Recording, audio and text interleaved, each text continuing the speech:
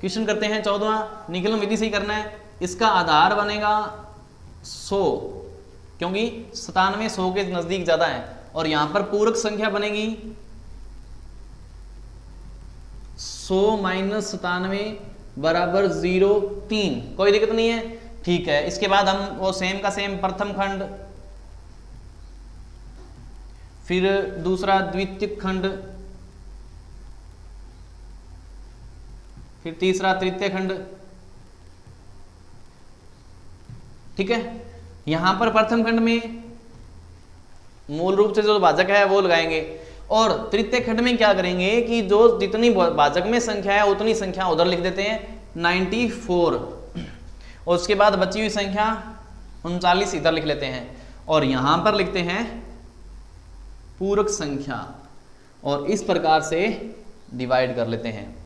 अब सबसे पहले 3 को नीचे उतारा सीधा सीधा, जैसे 3 को नीचे उतारा, 3 का गुणा इसके साथ करते हैं 0 3 के साथ, तो 0 और 3 दिए 9, ठीक है। 3 का सीधा गुणा करते हैं, 3 से नीचे उतारा सीधा सीधा, निखिलम में इसी तरीके से करते हैं। 3 का गुणा 0 से करते हैं 0, 3 का 3 से करते हैं 9, फिर नीचे उतारते हैं 9 का 9 आया, ठीक है। जैसे ही 9 आया, अब एक काम करते हैं, अब इस 9 का गुणा 3 से करते हैं, तो 9 दिए सीधा 27 कर देते हैं, ठीक है। अब इसको जोड़ के रखते हैं नीचे, 7 और 4 11 का 1 हांसल 1, 9 और 9 18, 18 और 2 20 और 1 21 हांसल वाला, ठीक है। अब यहाँ पर ध्यान देने वाली बात यह है कि 211 हो गया, किससे ज्यादा, 97 से ज्यादा कहीं हो गया 211। जब भाजक से ज्यादा हो जाए भागफल शेषफल, तो इसको थोड़ा और करते हैं। तो हम क्या करते हैं, भाजक में 2 गुना करके या कितनी गुना करके देखें कि इसके लगभग पास पहुंच जाए, इससे कम रह जाए, तो हम इसको 2 गुना करते हैं, भाजक को 2 गुना करते हैं, और वो बनता है 194, और जो इसमें से माइनस कर देते हैं, अगले स्टेप में यही काम करना होता है, और ये क्वेश्चन इस तरीके से हो जाएगा।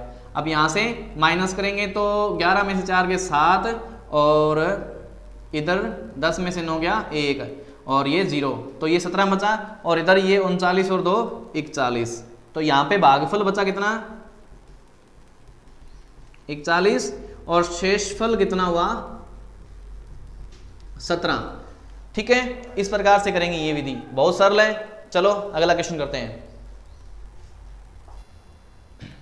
तो अब क्वेश्चन करते हैं 15वें क्वेश्चन में भाग देना है सूत्र प्रावर्त्य से, और एक विशेष बात यहाँ पे ध्यान देने वाली बात है, सूत्र प्रावर्त्य भाजक जब 5 से छोटे अंकों वाला होगा तभी सूत्र प्रावर्त्य यूज होगा। यहाँ पर 5 से छोटे अंक नहीं है, 9 और 7 दोनों 5 से बड़े अंक हैं, तो यहाँ पे निखिलन विधि के तरीके से इस भाग को करेंगे, कोई दिक्कत नहीं है। नॉर्मल तरीका जैसे आधार 100, विचलन 100 माइनस 97 0 3, इस तरीके से ही करना है, सेम का सेम निखिलम विधि से, कोई फर्क नहीं होगा, सेम का सेम। उसमें जैसे प्रथम खंड द्वितीय खंड तृतीय खंड बनते थे, सेम का सेम।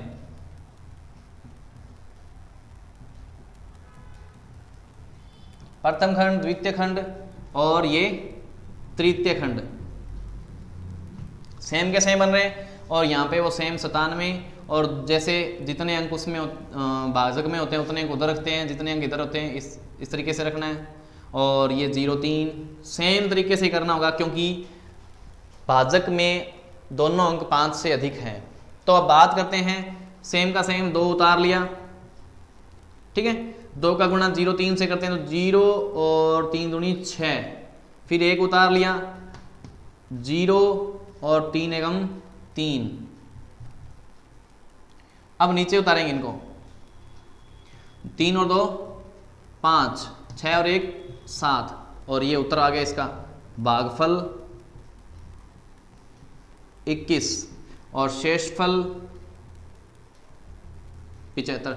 ये नॉर्मल तरीका ही है उसकी, जैसे निखिलम के तरीके से ही है, कोई अलग नहीं है। लेकिन इसका क्वेश्चन अगला 16वां क्वेश्चन होगा, वो इस सूत्र प्रावर्त्य से होगा, सही, ठीक है।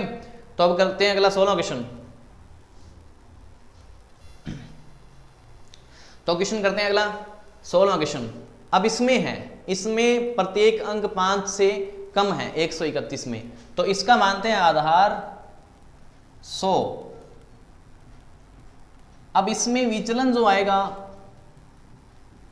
जो अलग आएगा 100 माइनस 131, यहाँ पे विचलन आया 31, वैसे माइनस का 31 आता है लेकिन विचलन को सिर्फ 31 लिखते हैं। इसको माइनस का 31 आने का इसका सिस्टम जो होता है इसको प्रावर्तक अंक कहते हैं, प्रावर्तक अंक, जिसमें दोनों को ही -3 और -1 दोनों को ही माइनस माइनस में लिख देते हैं। ठीक है, ये प्रावर्तक विधि में है। अब बात करते हैं आगे, इसको किस तरीके से करते हैं। करना सेम उसी तरीके से है, प्रथम खंड, दूसरा द्वितीय खंड, तीसरा तृतीय खंड, सेम, कोई फर्क नहीं है, लेकिन आगे फर्क आएगा इसमें। 131 यहां पर प्रावर्तक अंक लिखते हैं -3 और -1, हालांकि यहां पर विचलन भी लिखा जाता है लेकिन इसका यहां पे यूज नहीं है। आगे अब लिखते हैं 3 अंक इसके अंदर है तो उधर 3 अंक लिखने हैं, 385। ठीक है, सॉरी, विचलन के अंदर 2 अंक है तो 2 अंक इधर लिखने हैं 85, बाकी के 3 अंक इधर लिख लेने हैं 133। अब बात करते हैं आगे। ठीक है, सबसे पहले 1 को नीचे उतारना है, निखिलन विधि की तरीके से 1 को नीचे उतार लेना है। 1 का गुणा अब इनसे करते हैं, 1 का गुणा -3 से करते हैं तो -3, 1 का गुणा -1 से करते हैं तो -1 आ गया।